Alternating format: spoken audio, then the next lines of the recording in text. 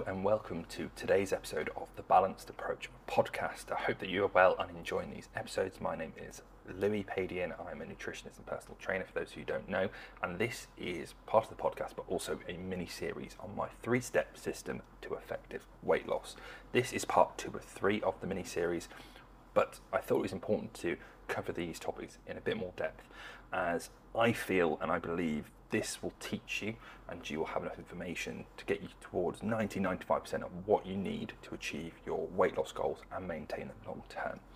So if you haven't listened to the last episode, I'd advise you go back and listen to it, as we cover some really important stuff such as what calories are, why they're important for you to know about, what calorie deficit is and how it will help you lose weight, and different ways for you to measure, monitor and manage your energy intake for weight loss. There's a lot to take in, but it's all important stuff and very useful for your weight loss journey. So please do ask me any questions. If I haven't covered anything in any detail or enough detail for you, then just drop me a message on social media or through the podcast app and I will get back to you. So we've covered energy in on the previous episode, which we sort of spoke about the 2 ways to reduce your energy intake were to, or put yourself into that calorie deficit, I should say, were to reduce your energy in or increase your energy out. So today's episode is about increasing your energy out, energy expenditure, as some people may call it.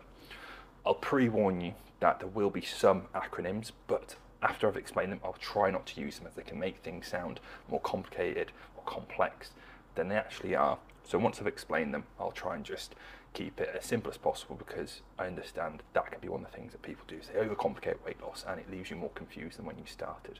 So I'll try not to use them after I've explained them. So the first one is the total amount of calories that your body burns. So we spoke about last episode how in a calorie deficit your body burns a certain amount of calories. If we eat less than that, our body taps in or uses our body fat stores to make up for that deficit. But if we eat more than that, then our body stores that energy away for another time and puts them into our body fat stores. So the total amount that your body burns during the day, we would refer to as your TDEE, which just means total daily energy expenditure. When we look at that, actually, it's made up of 4 different parts, and it will hopefully become clear why we're covering all these in such depth. So when we start, if we have a look at things called BMR or RMR, which just stands for your basal or resting metabolic rate. People might refer to their metabolism, the amount of calories their body's burning. A big part of this is your BMR or RMR, just your metabolic rate. This is the amount of energy your body would burn if you lay in bed all day, which you wouldn't think would be actually that much, but actually is a huge amount.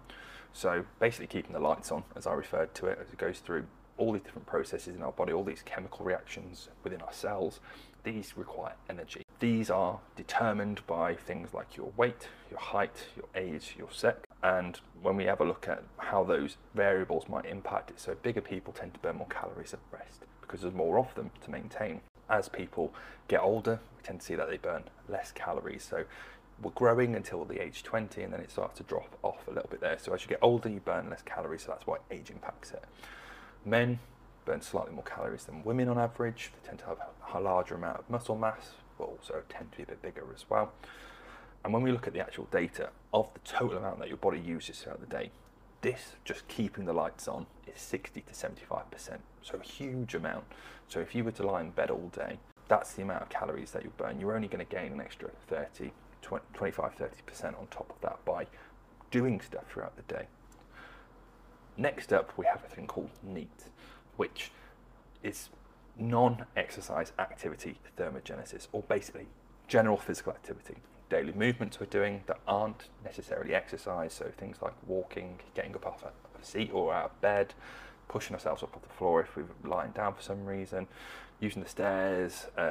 All of these require little bits of energy, not huge amounts, but a little bit more. And when we have a look at how many calories this can contribute to, it's between 15 and 35%.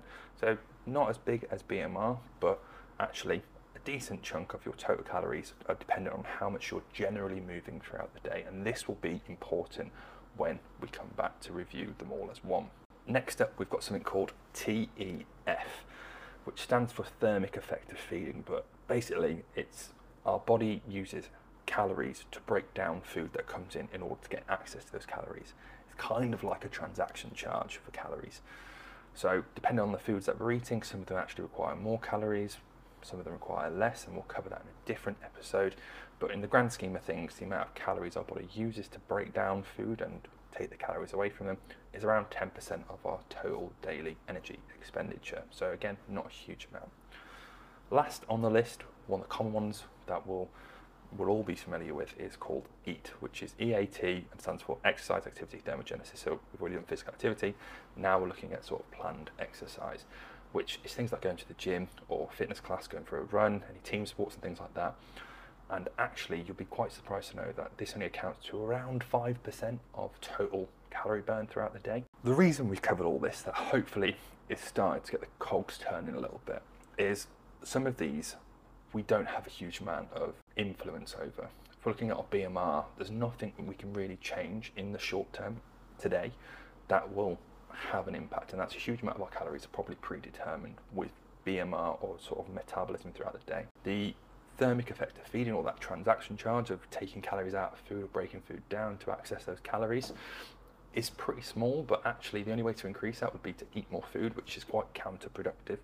So if we're looking at weight loss in particular, it's probably something that we're not really going to have a look at. We can have a look at the food types that we eat. Again, we'll cover that in another episode, but in the short term, not today. We won't be covering how we can influence that. Then if we look at the exercise side of things, it's medium to pretty minimal gains. There'll be people who can exercise a lot and burn a lot of calories through exercise.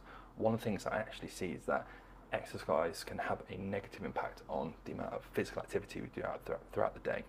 So if people are really active for short bouts, say if someone's in a spin class or they've got football or something like that, yes, they're going to burn a lot of calories during that session, but that can actually negatively impact the amount of activity they do during the rest of the day. So if you've had a big spin class, you've done an hour, your legs are absolutely battered in the morning, you're not going to be inclined to go for a walk, you're probably not going to be as inclined to take the stairs, probably going to sit down a lot more, and that can actually be counterproductive to us moving forward with weight loss goals. And this isn't me saying that exercise isn't beneficial for weight loss.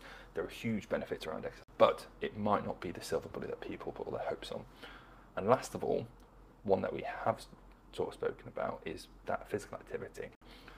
15 to 35%. It's lower impact, it's probably not going to be as detrimental to other areas of the day, and can be done in short little bouts that will have those small things add up over time to make big impacts. And that's probably where I'd suggest a lot of people focus on when they're looking to lose weight. Yes, we're going to have a look at the food side of things, which we've done in the last episode, but today I'd suggest potentially have a look at the physical activity. People be more active day to day. This could be done by lots of things we're going to discuss in a second. They add up huge amounts over time, and that little bit of reduction in calories taken in and that little bit increase in calories out can create actually quite a big deficit consistently over time to really get that weight loss going long term. So let's go back to the 3M method. So measure, monitor and manage. How can we do this with energy output? The common one, and one of the ones that we see a lot, is people measuring their steps. People who tend to take more steps throughout the day tend to have better health outcomes, but actually burn more calories as well. Walking is a fairly low impact for a lot of people and can be done quite easily, especially by swapping in activities and creating healthier habits.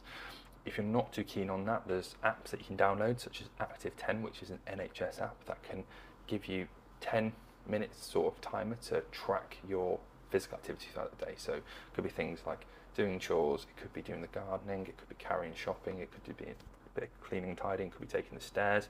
Those sorts of things can have big impacts over a long period of time. If you're not too keen on sort of measuring that accurately, it could just be planning in sort of short bouts of walking or active transport throughout the day, potentially if you're getting public transport, getting off a stop early if it's safe to do so, selecting for a bike if it's a short commute, or potentially if you're going to the shops and usually drive, if it's a sort of walkable, doing that as well. Or if we've spoken about healthier habits throughout the day, so having things like guidelines, I wouldn't necessarily say rules, again, something to cover a lot more in depth, but having that flexibility with guidelines going, I'm probably going to opt for the stairs a bit more often than I currently am. I'm going to park further away or not try to park as close as I can, or I might park on a lower floor if I've got to walk up a few, just to get a bit more energy expenditure throughout the day. And like I said, walking shorter commutes, using public transport, all these things can add up bit by bit to sustainable and incredible physical activity and weight loss goals long term. So there's a lot for you to measure, monitor and manage there, and practically input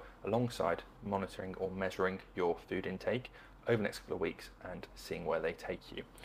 So to summarize today's episode, we've had a look at how our bodies actually use calories, a few different acronyms in there such as TDE, BMR, RMR, NEAT, EAT and TEF. Don't worry, I won't be quizzing you on them. And where to focus your energy, pardon the pun, for better weight loss long term. Yes, we can do exercise as well, and I'd definitely say encourage that. However, there might be some drawbacks, and if you're going to pick one or the other, I'd probably suggest physical activity and different ways to measure, monitor and manage that physical activity as well that you can start doing today. So thank you very much for listening to today's episode of the Balanced Approach podcast. If you have any questions, queries, and would like to reach out to me, please do on social media. I'm at Louis Padian Nutrition, which is at LOUISPADIAN, on Instagram, Facebook, TikTok, all social media platforms, and I look forward to speaking to you on the next episode.